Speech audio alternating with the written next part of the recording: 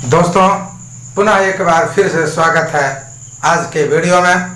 मैं आज का वीडियो टाइप्स ऑफ रीजन का पार्ट 2 के साथ में आपके साथ में आया हुआ हूँ। दोस्तों, हमने पहले भी बतलाया था कि प्रदेशों के प्रकार का जो बातें हैं वो बहुत लंबी चौड़ी हो जाएगी, इसलिए मैंने प्रदेश को 3 भागों में बांटकर समरूप प्रदेश, क्रोढ़ प्रदेश और तदर्थ प्रदेश में बांट करके ये तीनों का हमने जो है चर्चा आपके सामने रखा था। इसी कड़ी को आगे बढ़ाते हुए अब हम आपके सामने रख रहे हैं, क्योंकि हमने जितने भी प्रदेश था उसका विभाजन आपके सामने रखा था, तो ज्यादा जो है इसमें समझाने की आवश्यकता नहीं है। अब पहला जो हमारा टाइप्स ऑफ रीजन का जो प्रकार था वो समरूप प्रकार था। उस समरूप प्रदेश को मुख्य रूप से 3 भागों में बांटा गया है। एक तात्विक प्रदेश, बहुतात्विक प्रदेश और तीसरा संपूर्ण प्रदेश। इसकी चर्चा करेंगे, फिर आगे बढ़ेंगे। तो हमारे साथ जुड़े रहेंगे, और जो हमसे अभी तक जो जुड़े नहीं हैं वो हमारे वीडियो से जुड़ने के लिए, हमारे चैनल से जुड़ने के लिए सब्सक्राइब करेंगे और लाइक और शेयर कर हमें जरूर सपोर्ट करेंगे मित्रों। तो चलते हैं समरूप प्रदेश का पहला प्रकार, एक तात्विक प्रदेश की चर्चा मैं करने जा रहा हूं। सिंगल फीचर रीजन की चर्चा होगी। तो एक तात्विक प्रदेश किसे कहते हैं, इसकी चर्चा करते हैं। तो किसी एक तत्व की समरूपता के आधार पर, क्योंकि यहाँ हमने समरूपता की बात पहले भी कहा था, कह रहा है कि किसी एक तत्व की समरूपता के आधार पर सीमांकित क्षेत्र को है एक तात्विक प्रदेश के अंतर्गत रखा जाता है। अर्थात एक तात्विक एक तत्व वाला प्रदेश, उसी के आधार पर इसका क्या किया जाता है, क्षेत्र का जो है सीमांकन किया जाता है कि नहीं इसमें एक तत्व की प्रधानता है, इसलिए एक तात्विक प्रदेश कहेंगे। इसका यदि आप बात करें तो एक तात्विक प्रदेश के अंतर्गत यदि आप देखें तो ऐसे तत्वों में मुख्य रूप से भौतिक, आर्थिक, सामाजिक, राजनीतिक, ये सारी घटनाओं में से कोई एक घटना यदि शामिल हो सके कि भौतिक घटनाएं शामिल हो तो एक तात्विक कहलाएगा, सामाजिक घटनाएं शामिल हो एक तात्विक कहलाएगा। इसी प्रकार से आप देखें तो उच्च आवाज प्रदेश, खनन प्रदेश एवं हिंदी भाषी प्रदेश इसके प्रमुख उदाहरण है। आपको आएगा कि एक तात्विक प्रदेश के अंतर्गत कौन कौन से तत्व को रखा जाता है। तो इसके अंतर्गत भौतिक, आर्थिक, सामाजिक, राजनीतिक घटनाओं से संबंधित किसी एक तत्व को शामिल किया जाता है। और एक तात्विक का प्रमुख उदाहरण यदि देखा जाए तो उच्चावच प्रदेश, खनन प्रदेश और हिंदी भाषी प्रदेश इसका सबसे अच्छा उदाहरण है। ठीक है, आगे चलता हूं मैं। अब दूसरा जो है हमारा इसी का बहुतात्विक देखते हैं। ठीक है, मल्टी फीचर रीजन की चर्चा करते हैं। बहुतात्विक स्पष्ट हो गया कि एक तत्व की समानता जिसमें है एक तात्विक है। निश्चित रूप से जो है एक से अधिक तत्वों की क्षेत्रीय सामंजस्य से उत्पन्न एक रूपता के आधार पर जो है ऐसे तत्व को बहुतात्विक प्रदेश के अंतर्गत रखा जाएगा। तो यहाँ देखते हैं क्या कह रहा है, एक से अधिक तत्वों के क्षेत्रीय सामंजस्य से उत्पन्न समरूपता के आधार पर सीमांकित क्षेत्र को क्या कहते हैं, बहुतात्विक प्रदेश कहते हैं। स्पष्ट हो गया कि इसमें जो है ढेर सारे तत्वों का सामंजन है और इसी का अधिक तत्वों का सामंजन के आधार पर, समरूपता के आधार पर सीमांकित किया जाता है, जिसे बहुतात्विक प्रदेश के अंतर्गत रखा जाता है। स्पष्ट हुआ।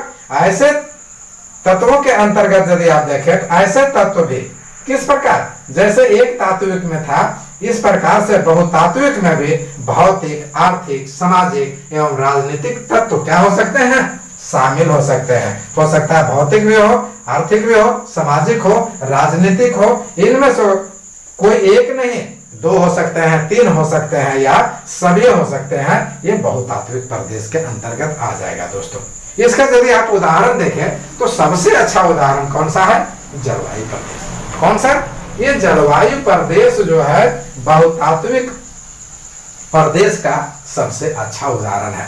कारण इसका सीमांकन जलवायु के अलग अलग घटकों के आधार पर किया जाता है। बहुतात्विक प्रदेशों का जो सीमांकन किया जाता है एक रूपता के आधार पर, वो क्या होता है, जलवायु के अलग अलग घटकों। तो जलवायु के अलग अलग घटक, यहाँ प्रश्न भी आ गया आपका। तो कौन कौन? मुख्य रूप से तापमान, हवा, आर्द्रता तथा वर्षा की सम्मिलित एक रूपता के आधार पर जो है एक बहुतात्विक प्रदेश की परिकल्पना की जा सकती है। और इसमें जो है ये जलवायु के अलग अलग कोई भी घटक हो सकते हैं। यदि इसका उदाहरण और भी देखें आप, तो प्राकृतिक प्रदेश और आर्थिक प्रदेश, अर्थात प्राकृतिक प्रदेश और आर्थिक प्रदेश बहुतात्विक प्रदेश का प्रमुख उदाहरण है, जो जलवायु के आधार पर कई घटकों को क्या करता है, जिनमें जो है समरूपता के आधार पर बहुतात्विक प्रदेश का निर्धारण करने में सहायक होता है। स्पष्ट हो गया होगा, मैं समझता हूं। अब तीसरे आ रहे हैं हमारा संपूर्ण प्रदेश, टोटल रीजन।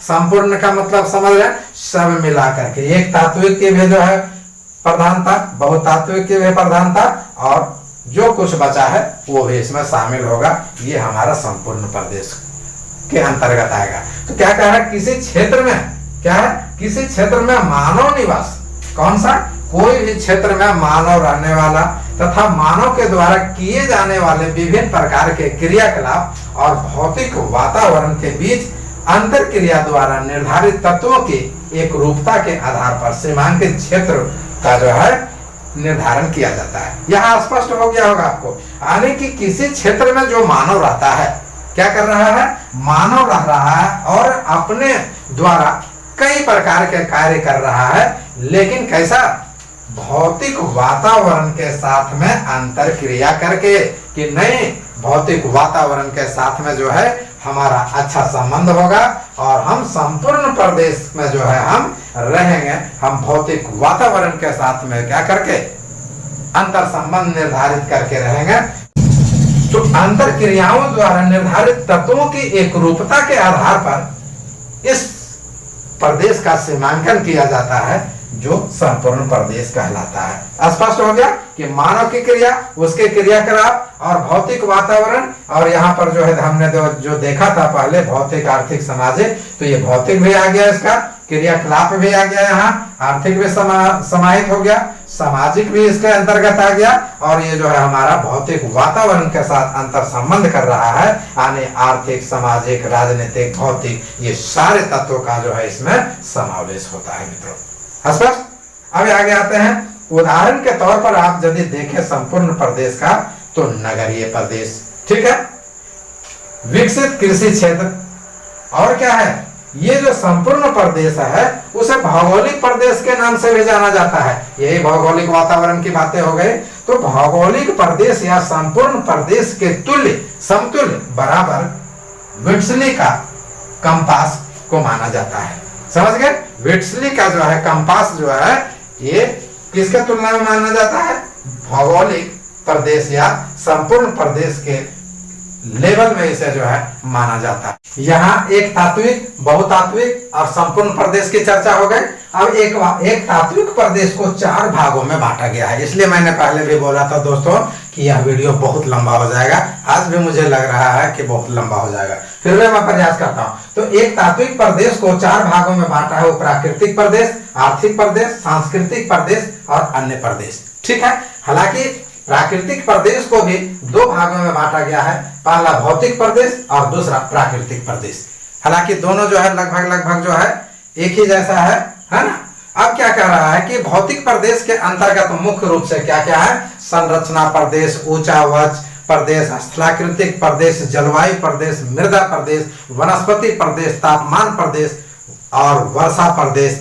ये सारे प्रदेश जो है किसके अंतर्गत आते हैं, भौतिक प्रदेश के अंतर्गत आते हैं। तो वहीं प्राकृतिक प्रदेश को हर्बर्टसन महोदय ना, ठीक है, विद्वान का नाम यहाँ पर आ गया, तो हर्बर्टसन महोदय ने भौतिक प्रदेश में बोला इसे कि हम नहीं रखेंगे, इसे भौतिक प्रदेश में नहीं रहेगा, क्योंकि संरचना, ऊंचावाच, मृदा, जलवायु आदि आदि है, तो इसे रहने दो, लेकिन प्राकृतिक प्रदेश हम अलग बांटेंगे। किससे, भौतिक प्रदेश से। तो इसके बारे में क्या कहा कि इसे नेचुरल प्रदेश के रूप में हम जानेंगे, ठीक है, नेचुरल प्रदेश के रूप में जानेंगे। और हर्बर्टसन महोदय ने इसके बारे में क्या कहा कि जिस वातावरण में मनुष्य रहता है, कौन रहता है, मनुष्य रहता है जिस वातावरण में और उस वातावरण में अपना जीवन जापन करता है वह अनेक तत्वों का सम्मिश्रण है। सही बात है। मनुष्य अपना जीवन जापन करता है वो उसमें कई तत्वों का सम्मिश्रण होता है। मनुष्य, जंतु तथा पौधों पर विभिन्न वातावरणीय तत्वों का सम्मिलित रूप से एक साथ प्रभाव पड़ता है। अब क्या कह रहा है कि मनुष्य, जंतु और पौधों पर किसका प्रभाव पड़ता है? वातावरणीय तत्वों का। कैसा?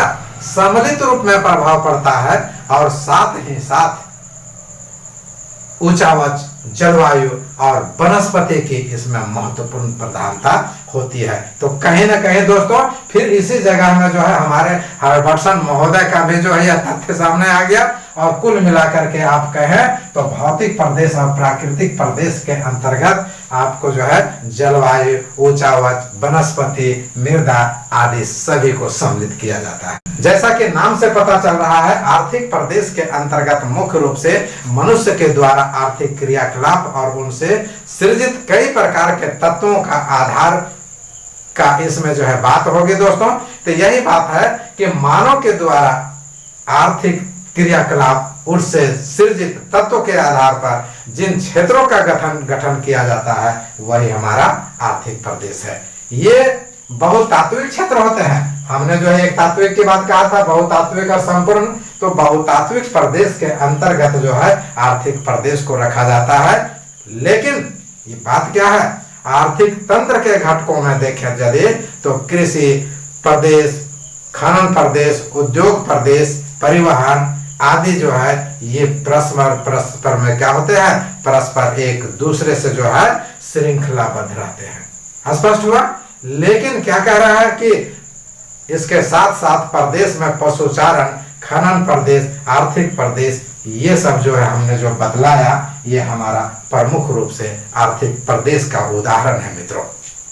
सांस्कृतिक प्रदेश, जैसा कि सांस्कृतिक प्रदेश में नाम से स्पष्ट हो रहा है कि धर्म प्रधानता और भाषा की प्रधानता होगी। तो सांस्कृतिक प्रदेश के अलग अलग अवयवों का आधारभूत तत्वों को मानकर इसका क्षेत्र का सीमांकन किया जाता है मित्रों, और यही सांस्कृतिक प्रदेश कहलाता है। इसके अंतर्गत यदि आप देखें तो धार्मिक प्रदेश, भाषाई प्रदेश, ये जो हमारा क्या है प्रमुख इसका जो है उदाहरण के अंतर्गत आते हैं। अब हमारा अन्य प्रदेश है, तो अन्य प्रदेश में क्या कह रहा है, भौतिक प्रदेश तथा सांस्कृतिक प्रदेश के तत्वों को छोड़कर दूसरे तत्वों को आधार मानकर अन्य प्रदेश की संज्ञा दी जाती है, उसे अन्य प्रदेश बोलता है। लेकिन ना ये सब को छोड़ो यार, हम ये सब को नहीं रखेंगे, जो इससे बचा खुचा हो वो हमें दे दो और वही हमारा आर्थिक प्रदेश हो जाएगा।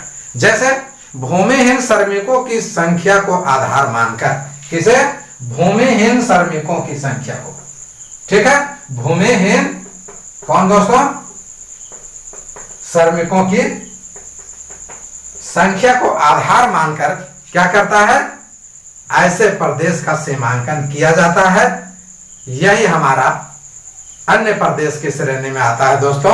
और ऐसे क्षेत्रों को क्या माना जाता है, आर्थिक प्रदेश के अंतर्गत भी जो है इसे मानना चाहिए, क्योंकि आर्थिक भौतिक को छोड़ करके सांस्कृतिक को, सॉरी यहाँ पर भौतिक और सांस्कृतिक को छोड़ करके जो भी है उसको ये अलग से अपना तत्व मानता है। उसमें क्या है, भूमिहीन श्रमिकों की संख्या के आधार पर जो काम करने वाले हैं उसे जो है अन्य प्रदेश की संज्ञा दी। एक तात्विक को हमने देखा। अब बहुतात्विक प्रदेश को भी दो भागों में बांटा गया है। पहला सामाजिक सह आर्थिक प्रदेश, क्या पहला जो है हमारा सामाजिक सह आर्थिक प्रदेश और दूसरा है दूसरे प्रकार के बहुतात्विक प्रदेश। ये दो हो गए हमारे, ठीक है। तो पहला देखते हैं सामाजिक सह आर्थिक प्रदेश। तो सामाजिक सह आर्थिक प्रदेश को कैसे हम जानेंगे, कैसे हम इसका निर्धारण करेंगे, इसको हम लोग देखते हैं। तो सामाजिक सह आर्थिक प्रदेश के दशाओं को प्रभावित करने वाले तत्वों, यहां हमने यही चीज को लिखा, प्रभावित करने वाले तत्वों तथा उसमें सुधार के प्रयासरत गतिविधियों को आधार माना जाता है और ऐसे प्रदेशों को सामाजिक सह आर्थिक प्रदेश की संज्ञा दी जाती है। अर्थात इसके दशा को प्रभावित करने वाले तत्वों में सुधार किया जाता है और गतिविधि जो होती है इसके, ये दोनों को आधार मान करके सामाजिक सा आर्थिक प्रदेश की जो है गणना की जाती है। वो कैसे? जीवन यापन स्तर प्रदेश, जिस जगह लोग रहते हैं उस प्रदेश में लोग जीवन यापन करते हैं, तो जीवन यापन प्रदेश, नियोजन प्रदेश, गरीबी रेखा से नीचे की जनसंख्या प्रदेश जो है इसके प्रमुख उदाहरण के अंतर्गत आते हैं। दोस्तों उदाहरण में आएगा आपको कि गरीबी रेखा से नीचे की जनसंख्या प्रदेश किस प्रदेश के अंतर्गत आते हैं या किसके उदाहरण है, तो आपको सामाजिक सा आर्थिक प्रदेश उत्तर देना होगा। यदि आएगा जीवन यापन स्तर प्रदेश, तो जीवन यापन स्तर प्रदेश भी सामाजिक सा आर्थिक प्रदेश का उदाहरण होगा।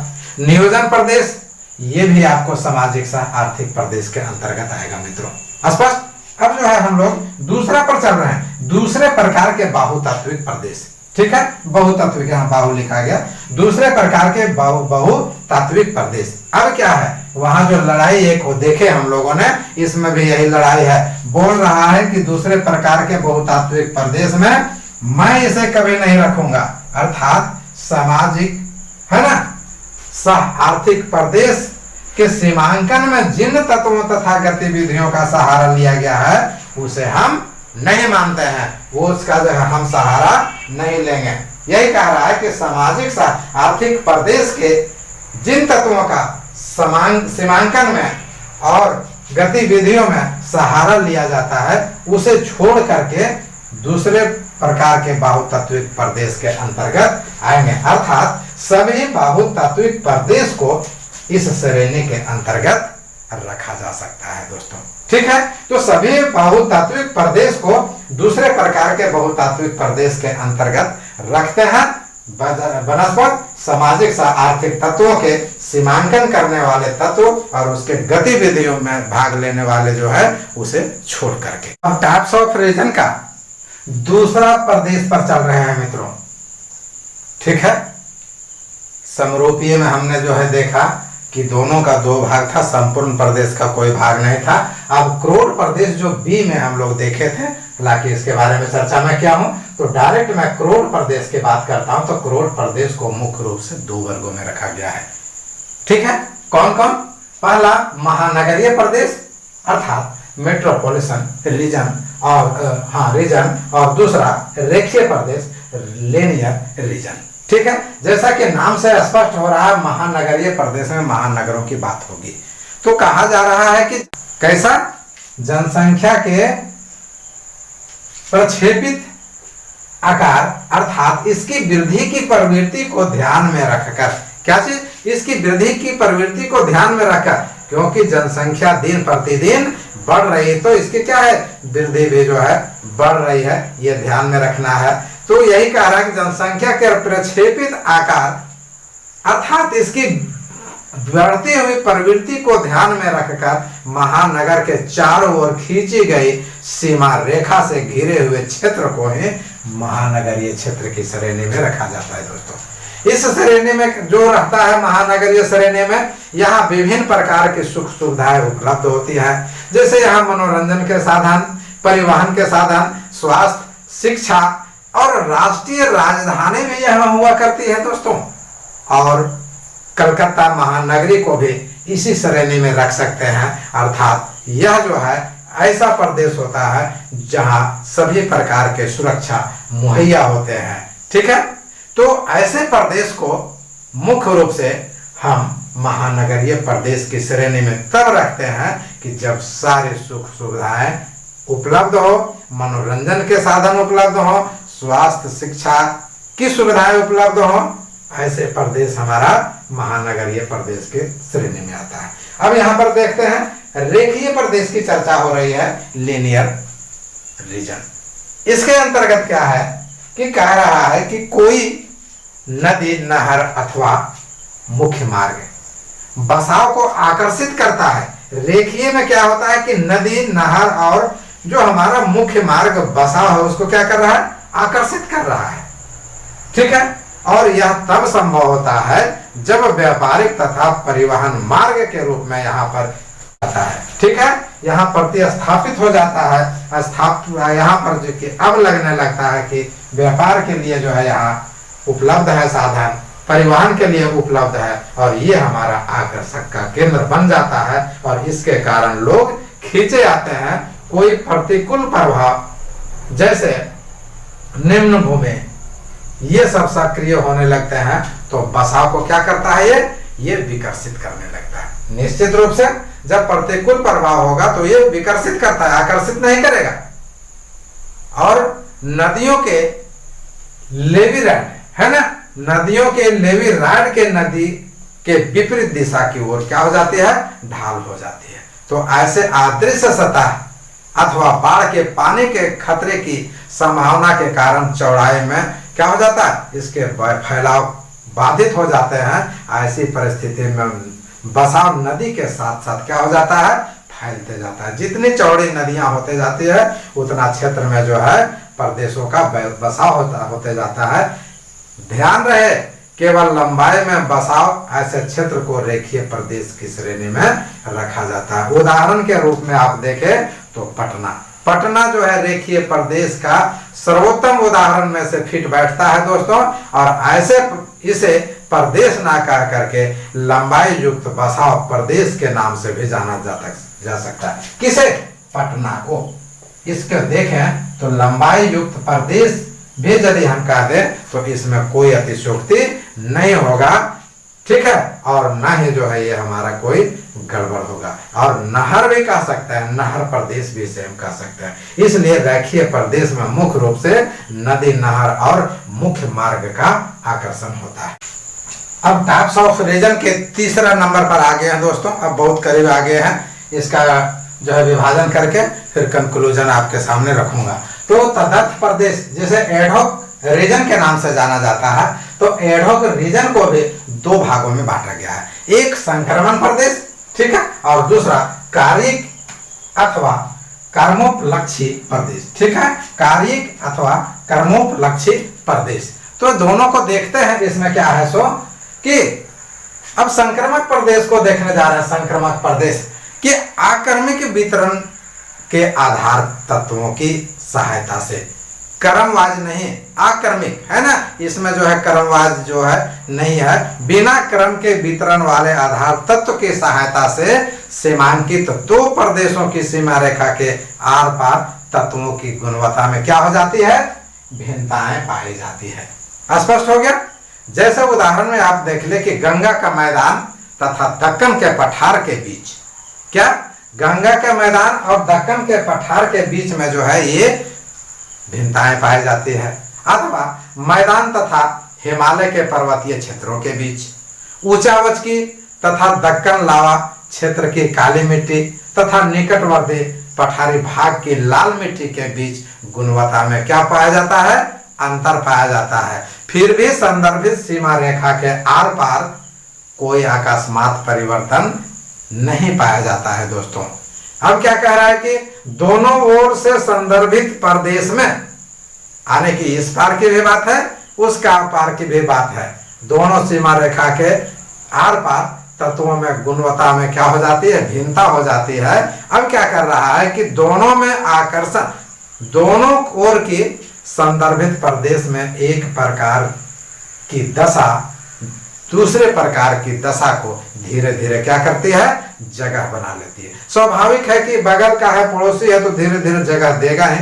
तो ठीक इसी प्रकार से कहता है कि नहीं, जब दोनों में आर पार की सीमा में जब भिन्नताएं हैं तो दोनों को धीरे धीरे जो है क्या होता है, समन्वय बनाने की आवश्यकता होती है। यही स्थिति यहाँ पर है मित्रों कि दोनों ओर की सीमांकित प्रदेश में एक प्रकार की दशा दूसरी प्रकार की दशा को धीरे धीरे क्या करता है, जगह देता है। दोनों क्षेत्रों के बीच ऐसे भाग को संक्रमण प्रदेश के नाम से जाना जाता है। ठीक है, ये हमारा जो है संक्रमण प्रदेश के नाम से जाना जाता है। यदि आप उदाहरण के तौर पर देखें तो पतझड़ तथा सवाना वनस्पति वाले क्षेत्रों के बीच एक ऐसा क्षेत्र रहता है जहां पतझड़ पेड़ सवाना घास को स्थान देने लगती है।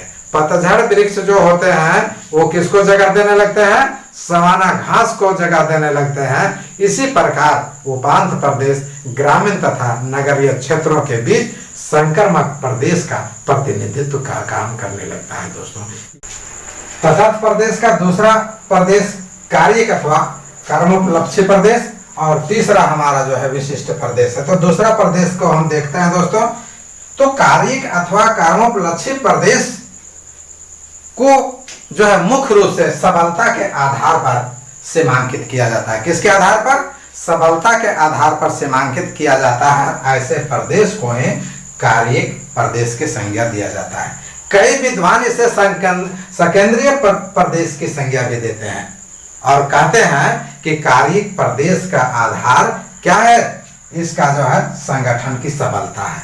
ये हमारा कायिक प्रदेश का जो है आधार संगठन की सबलता को ही माना जाता है दोस्तों।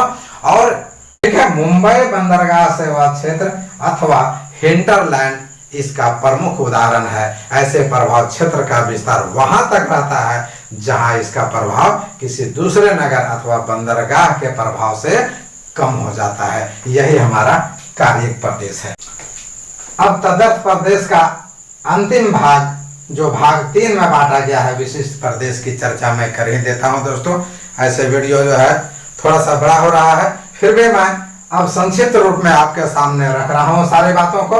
आप हमारे साथ जुड़े हुए हैं, इसके लिए बहुत बहुत धन्यवाद है। हमारे वीडियो को सब्सक्राइब जरूर करेंगे दोस्तों और शेयर भी जरूर करेंगे। तो कह रहे हैं विशिष्ट प्रदेश के अंतर्गत की चर्चा हो रही। तो 1937 ईस्वी में अर्नस्टेड के नेतृत्व में ब्रिटिश भूवैज्ञानिक परिषद ने एक प्रतिवेदन प्रस्तावित किया और वो प्रस्तावित जो किया तो उसका प्रकाशन जो हुआ, जिसमें क्या कहा कि समान और विशिष्ट प्रदेश में जो है अंतर को स्पष्ट करो।